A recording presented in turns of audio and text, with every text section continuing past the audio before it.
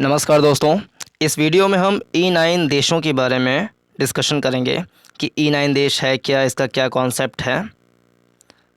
यानी कि आज का एजेंडा है E9 कंट्रीज़ के बारे में जानना।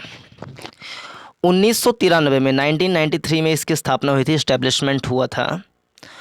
और यूनेस्को ने 1990 में एजुकेशन से रिलेटेड कुछ मीटिंग्स बुलाई थी, जिसमें उन्होंने एजुकेशन फॉर ऑल करके नारा दिया था कि सभी के लिए शिक्षा का व्यवस्था किया जाना चाहिए।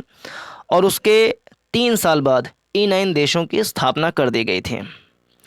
इसमें भारत, बांग्लादेश, चीन, पाकिस्तान, इंडोनेशिया, मिस्र, नाइजीरिया, मैक्सिको, ब्राज़ील, तो ये सारे कंट्रीज़ E9 देशों में आते हैं।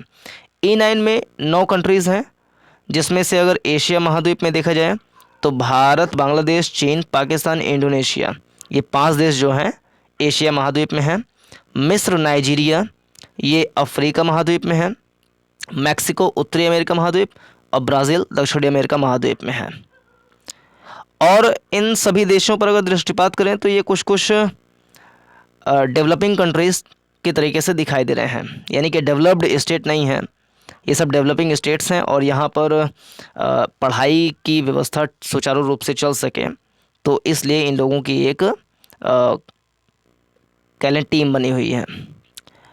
जो 2015 में सस्टेनेबल डेवलपमेंट गोल्स बनाए गए थे, उसमें 17 गोल्स थे और 169 उसके विशिष्ट लक्ष्य थे, जिसमें से SDG 4 जो है वो शिक्षा से संबंधित है, जिसको 2030 तक प्राप्त करना है।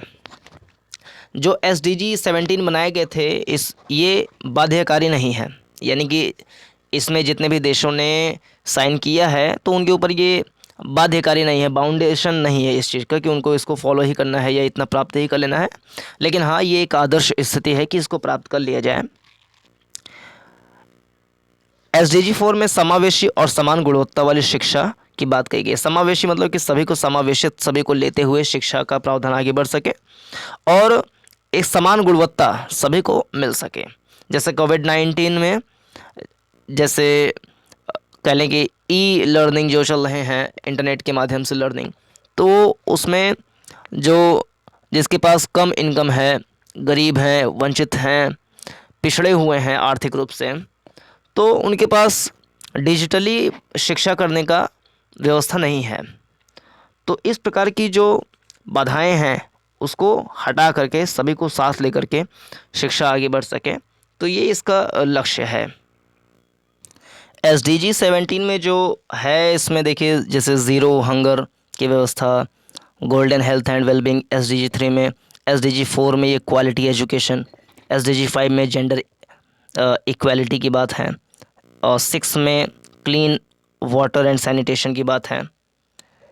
इसी प्रकार से decent work and economic growth, 9 में industry, innovation and infrastructure, SDG 10 में reduced inequalities, sustainable development goals 11 में सस्टेनेबिलिटीज़ एंड कम्युनिटीज़ के बारे में है। फिर SDG 12 में भी इसी प्रकार की प्रावधान है। SDG 14 में life below water, SDG 15 life on land, SDG 16 peace, justice and strong institutions, SDG 17 partnerships for goals. अब जो SDG 4 है, इसमें भी कुछ चीज़ें हैं, जैसे कि इसमें टारगेट 1 से 6 तक, SDG 4 में भी बहुत सारे टारगेट्स हैं, जिसमें टारगेट 1 to 6 में कहा गया है कि free primary and secondary education. Target 4 to 7 में equal access to quality pre primary education. Target 4A में equal access to affordable technical, vocational and higher education. Target 4B में increase the number of people with relevant skills for financial success.